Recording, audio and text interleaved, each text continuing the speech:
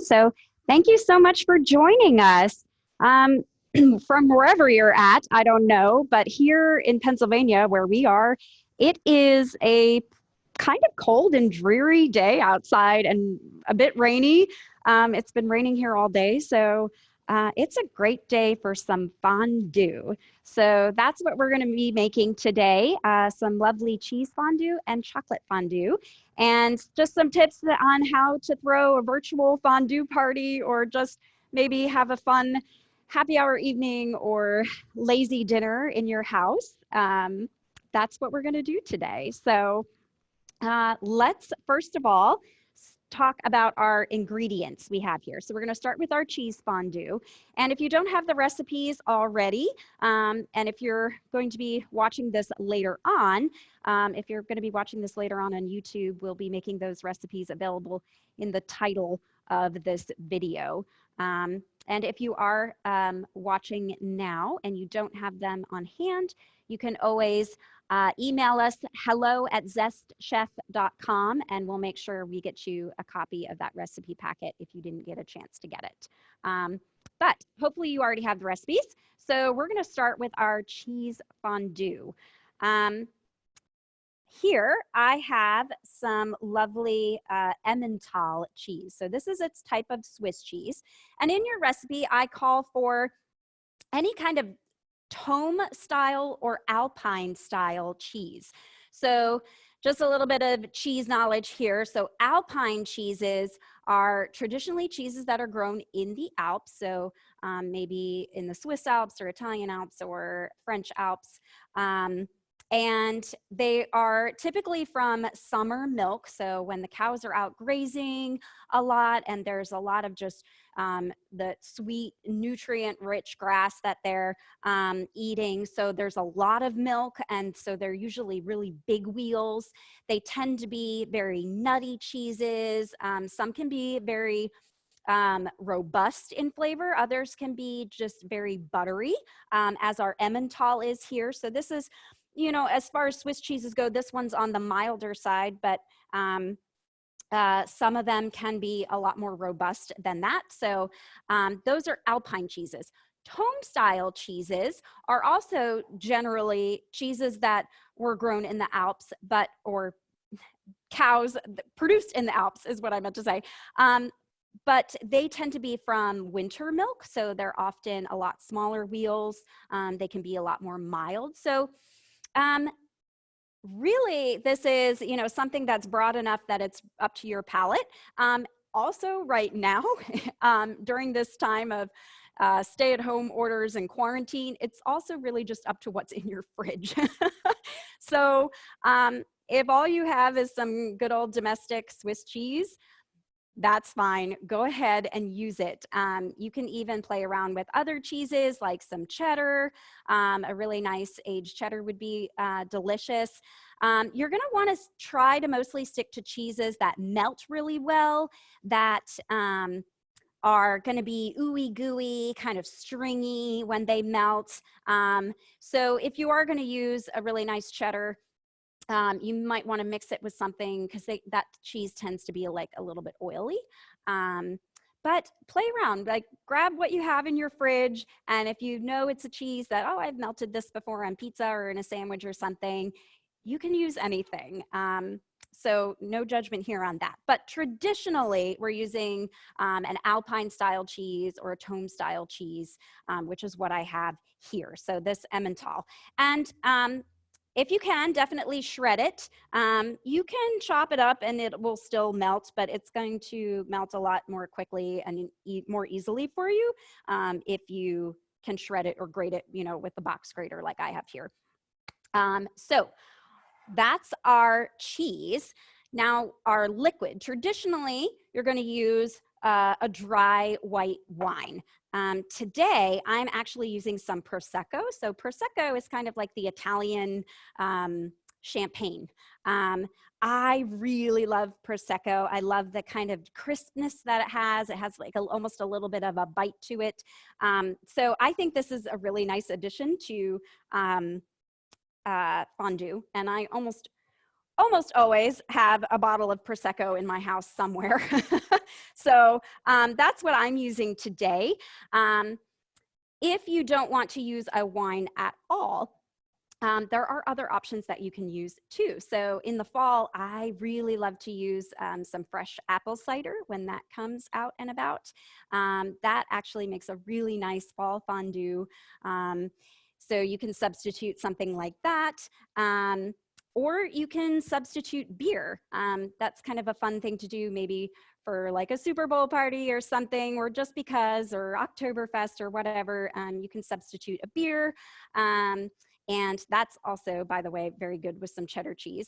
And you can substitute other things too. I gave you kind of a list in your recipe packet, but be creative, find out what you have in your fridge, what you could use for liquid. But traditionally, it's a dry white wine. As I said today, I'm using Prosecco.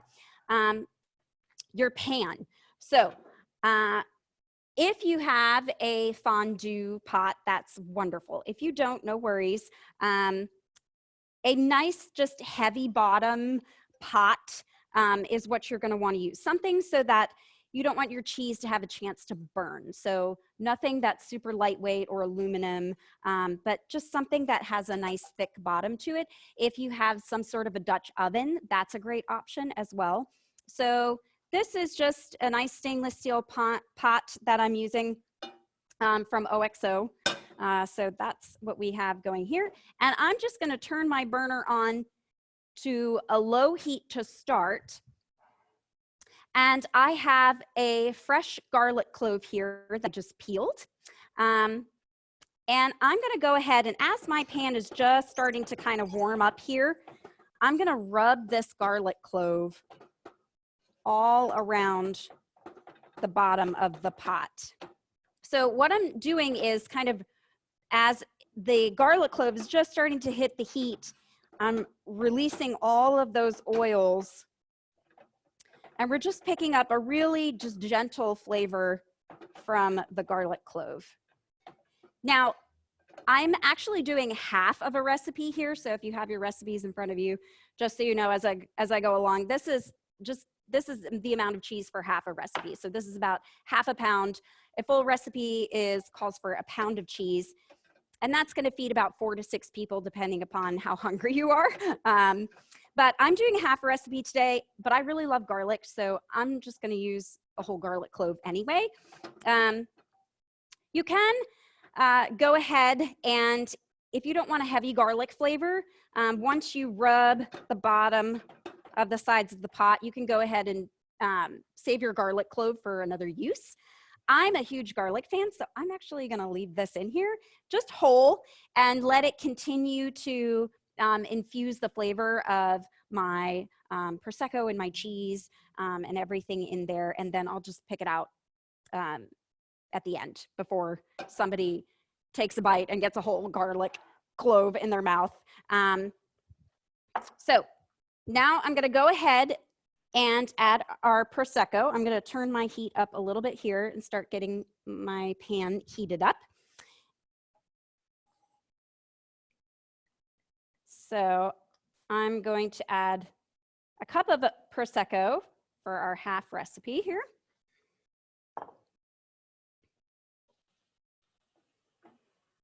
And I just want to bring this to a simmer.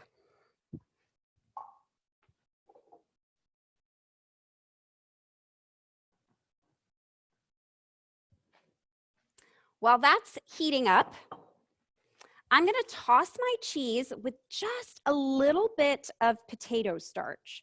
So potato starch is used to kind of help bind everything together and just kind of make your fondue a little bit more just that ooey gooey kind of stringy texture. If you have a really good cheese, which this is, honestly, you don't need it. So you can go ahead and leave it out if you don't have that in your pantry right now, or you don't want to buy it because you don't really ever use it. You can also substitute cornstarch. I think the potato starch works best for sure to get the best texture. Um, and as I said, if you have a really good cheese, you probably don't even need it, but we're gonna go ahead and use it here just to give us some extra assurance of having a really nice textured fondue. So it's just a little bit, but I'm gonna go ahead and toss that with my cheese to evenly distribute it. I don't wanna just add that to my liquid in, you know, a tablespoon, because it's just gonna clump and you're gonna have, you know, just a clump of potato starch in the middle of your liquid.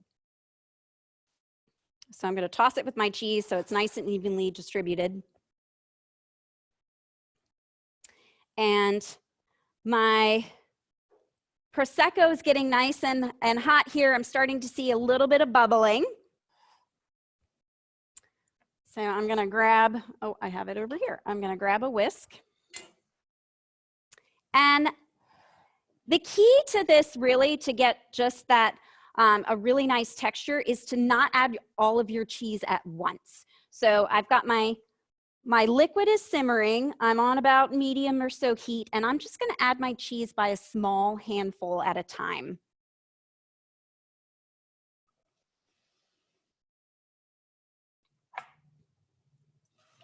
And you may have to adjust your heat as you go. When you add a little bit of cheese, it's gonna cool your liquid down. But it is better to have your heat too low than too hot.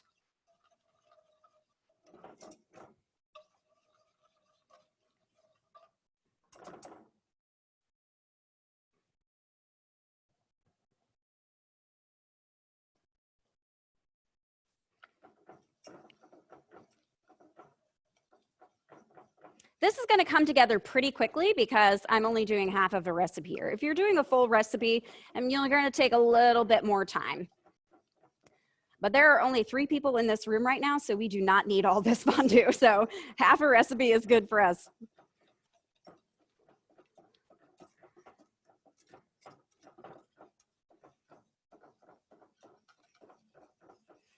You want to make sure you're getting all around the bottom of your pans, kind of scraping along the sides. Don't let any of that cheese stick.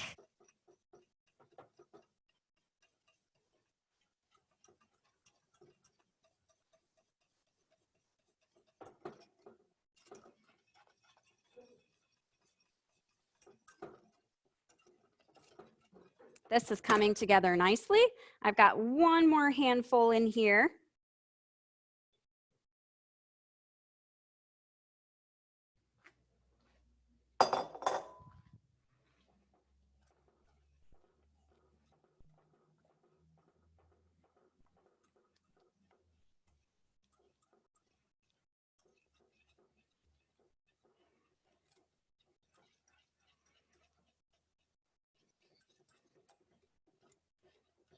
I'm sorry you guys can't smell this. This smells delicious. So, and as you can see, now we have this beautiful, smooth texture. I'm actually gonna let this just go a couple more minutes to thicken up just a little bit. Sometimes, depending upon the texture of your cheese, you might actually have to add a little bit more liquid. Or if you have extra cheese and your fondue is too thin, you could add a little bit more cheese to that too. I think this is going to be just right. We are bubbling.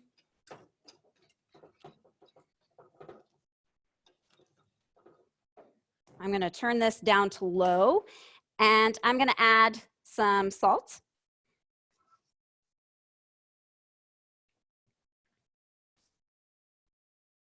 I like to add a little bit of pepper. It's up to you. You don't have to.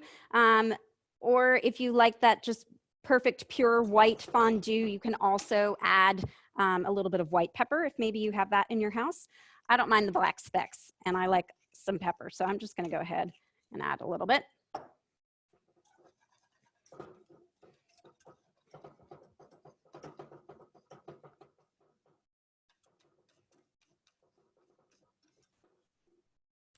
And I also like to add a few grates of fresh nutmeg. This is gonna just add to the nuttiness a little bit. Not very much, not making eggnog, just a tiny bit. I love to buy whole nutmeg pods here because they keep, you know, quite a while in your pantry, even up to a year. And that way, when you need some nutmeg, it's always fresh. You can just grate it with a little microplane like I have here, versus that jar of ground nutmeg that, you know, maybe if you don't use very often, you know, if you look at the expiration date, you know, it might be 2 years old, 3 years old or more.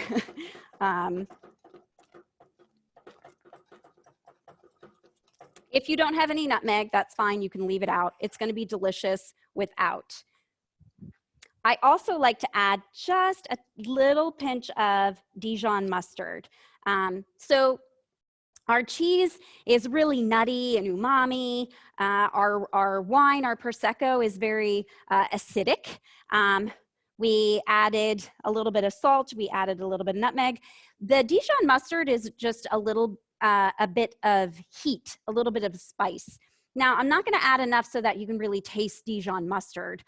You could also add maybe just a tiny, tiny pinch of cayenne to this recipe too. I don't want you to add enough so that it's spicy. That's not the goal here. The goal is just to balance everything out. So just a little bit.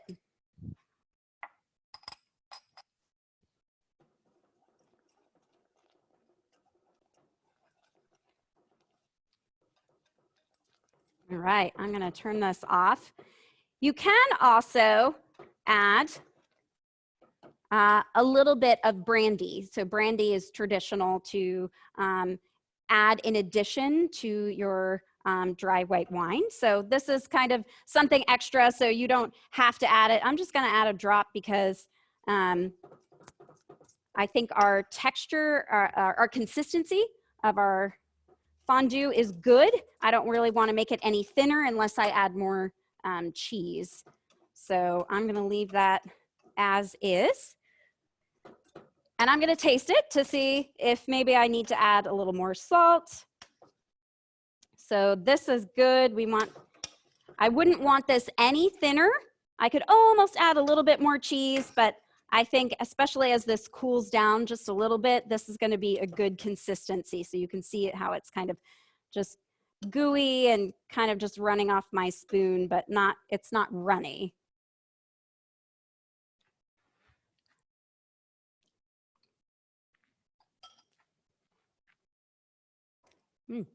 That's pretty good. I'm going to add the tiniest bit more salt and call it a day.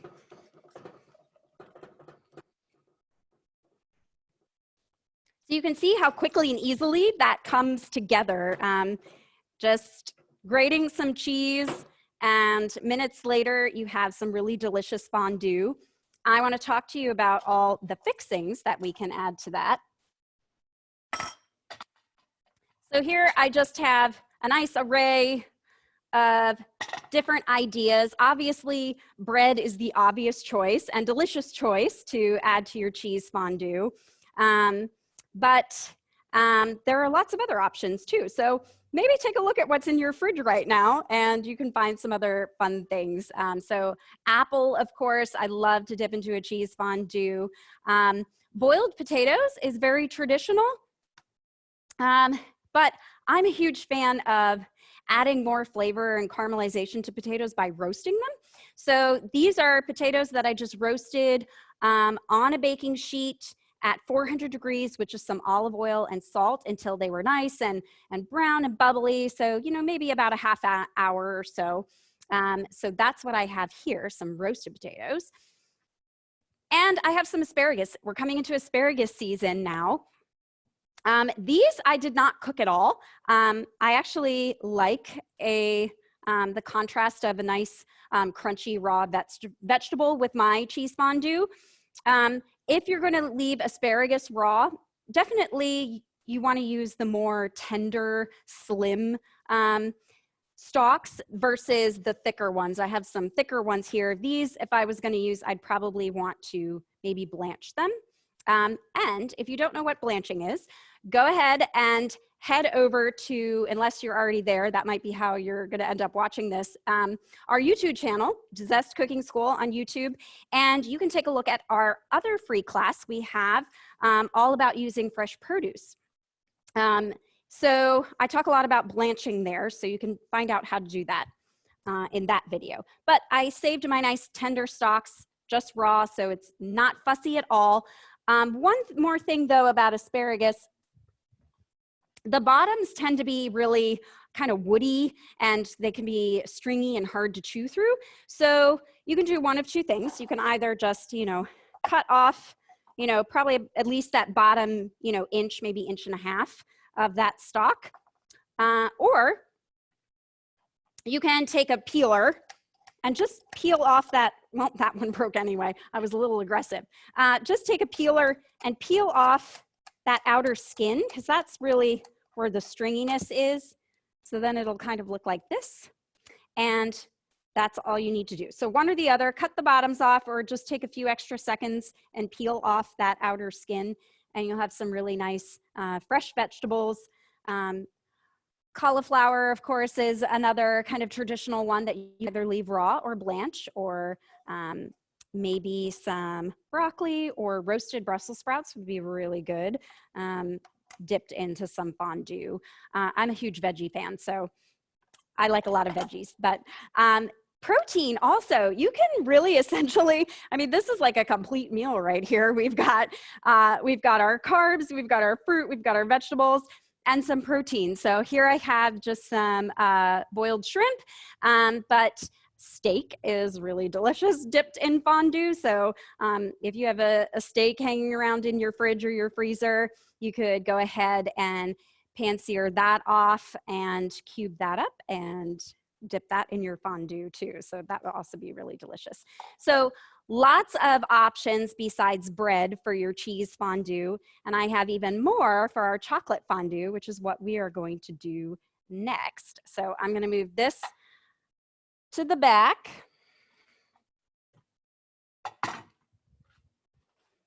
And we'll set our delicious cheese fondue over here.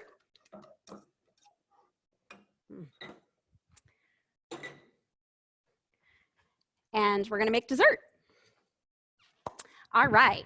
So for our chocolate fondue, this recipe is designed for a bittersweet chocolate. But again, as I said, during this time, whatever you've got in your pantry, it's going to be delicious. So when COVID-19 is over and you have the freedom to shop whenever and wherever you want and buy whatever you want, this is my favorite bittersweet chocolate to just, that's pretty easily found. It's Iguitard. It's a really great company out of San Francisco. And this particular chocolate is 74%. So that little percentage on the package stands for the total combination of cocoa butter and cocoa mass in a chocolate. That sounds kind of like fancy terminology, but basically that means this chocolate is 74%. So the other 26% is the amount of sugar added. So generally, the higher the percentage on the bag, the more bitter your chocolate's going to be, the less sugar it's going to have in it. So we're using 74% is, decently bitter. I probably wouldn't use much higher than this. You could maybe use up to 85, but that's going to be some pretty intense chocolate. And if all you have is, something more like semi-sweet, that's fine too. Now, chocolate chips. Generally, I would tell you, don't melt your chocolate chips because they are specially formulated not to melt, because what do you normally put them in? Your chocolate chip cookies. So you don't want them melting all over the place. So chocolate chips aren't going to melt quite as well. But in this case, for fondue, if that's all you have in your pantry right now, it's fine.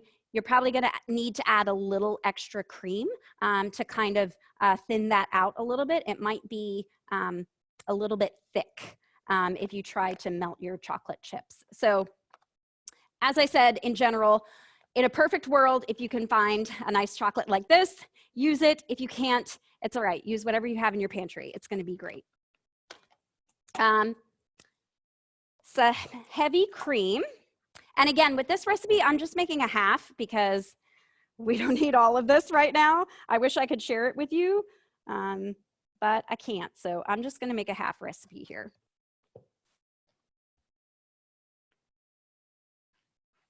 So I'm going to go ahead and heat up this cream, and I'm actually going to bring this to a boil.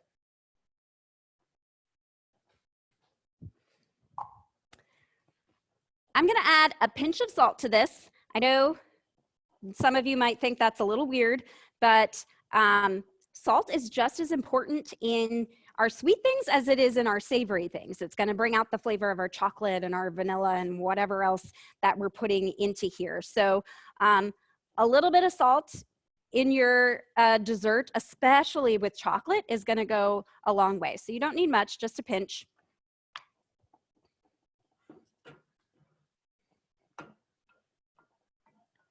And you can have this on high heat. You're just going to want to monitor it and make sure you kind of stir every now and then again, so that you're not going to scorch your cream on the bottom. I'll get this peppermill out of the way.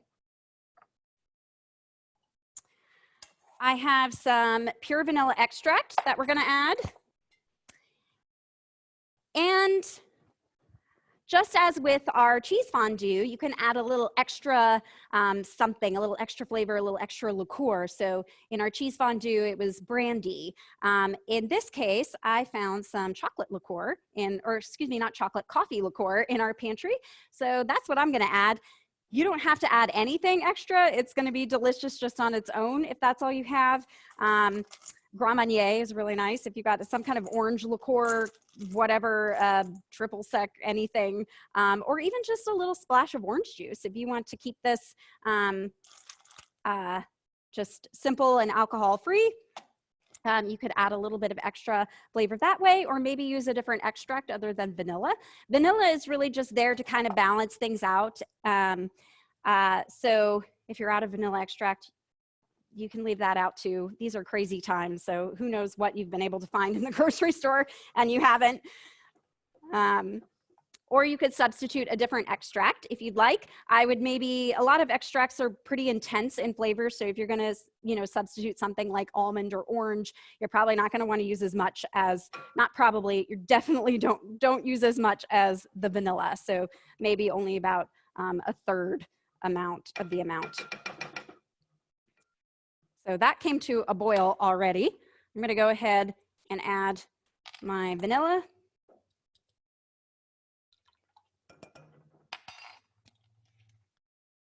And I'm just going to pour my heavy cream over my chocolate off the heat. We're essentially making ganache. So if you've ever done, a decent amount of baking and you know of ganache, that's what this is. If you've never made ganache, well, now you have.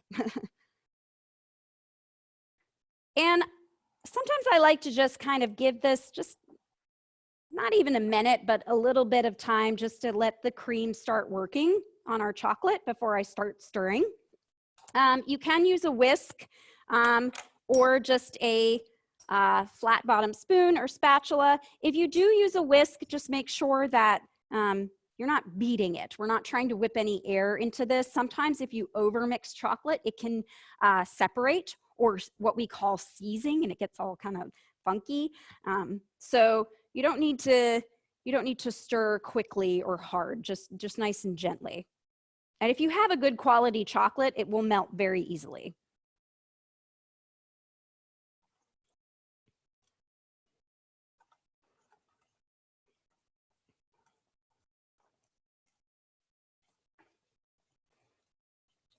So you can just see this coming together. It smells so good.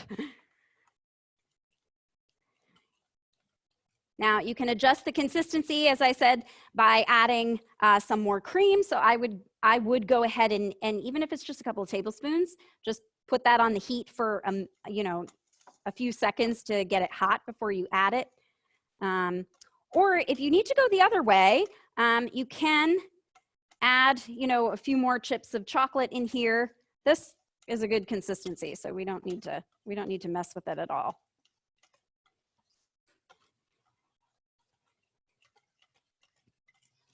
Now, one thing I didn't mention when we were talking about the cheese fondue, some of you watching may be vegan. So I have in the past, it's been a while, but I have in the past substituted some of the vegan cheeses out there in the fondue. Some of them work better than others. You generally will probably need a little extra liquid, and you might need to just leave it on the heat a little bit longer and whisk it a little bit more. A much easier vegan substitution is the chocolate fondue. So my favorite non-dairy substitution for chocolate fondue is coconut milk. Now you do get that, you know, coconut flavor. So if you don't want that, probably my next option might be oat milk. So definitely oat milk over soy or almond. Soy has a very intense kind of aftertaste, I think, and almond milk just isn't quite thick enough. If I want to make a latte non-dairy, I like to use oat milk. It's very creamy and it can froth really well. So that would be my next best option to use here. But this looks fantastic already. I'm going to add just a little splash of coffee liqueur because why not?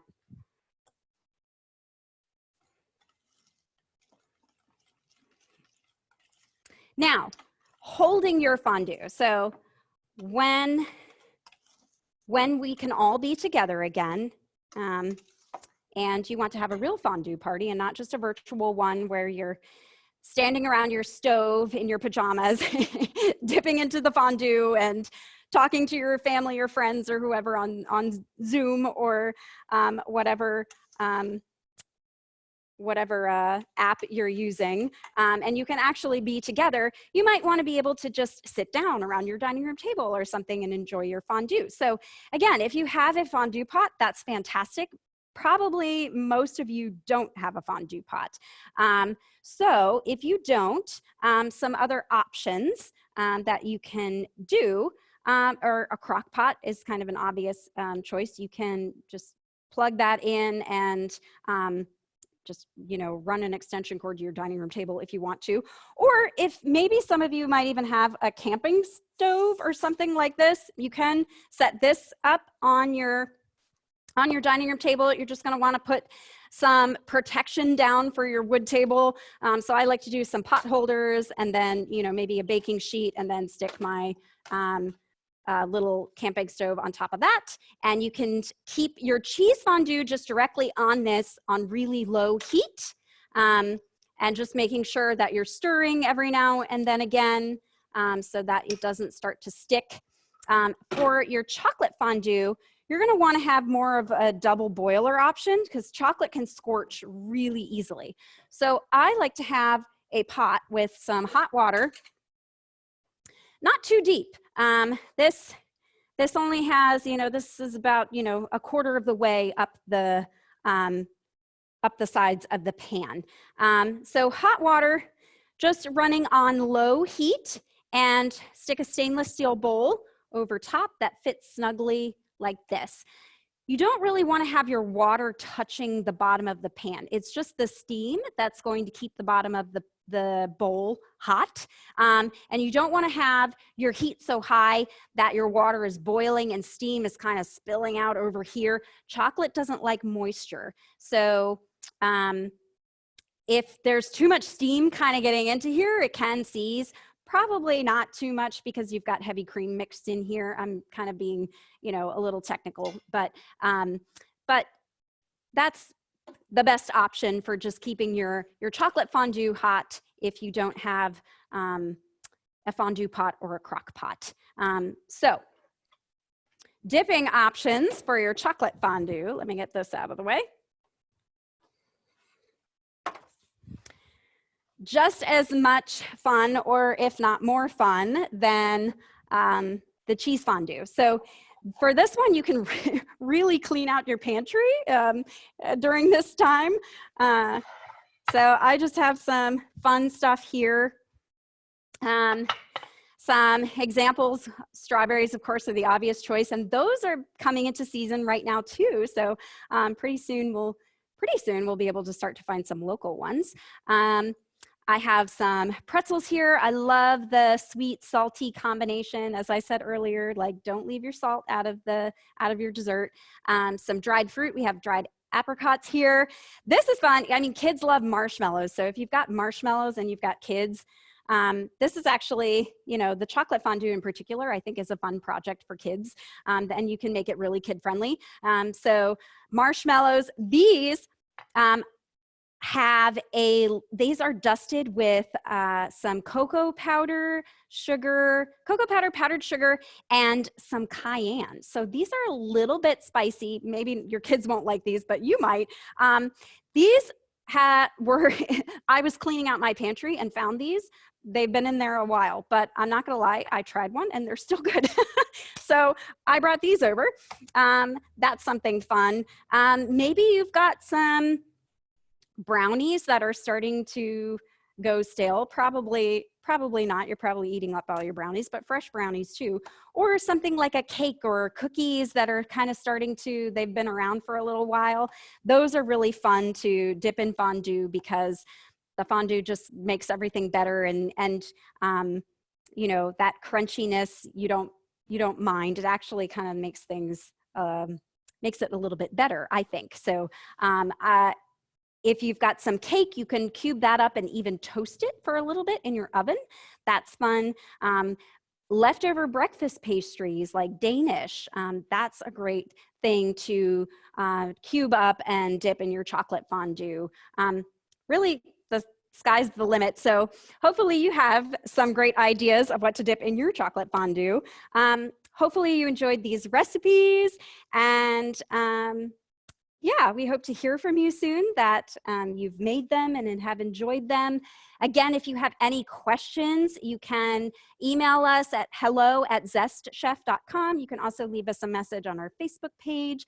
We have some awesome classes that are available now on our website on demand, and a few that we have scheduled for live as well.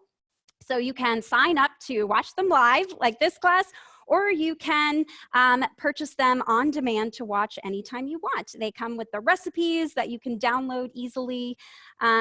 So we hope you go to zestchef.com and check those out.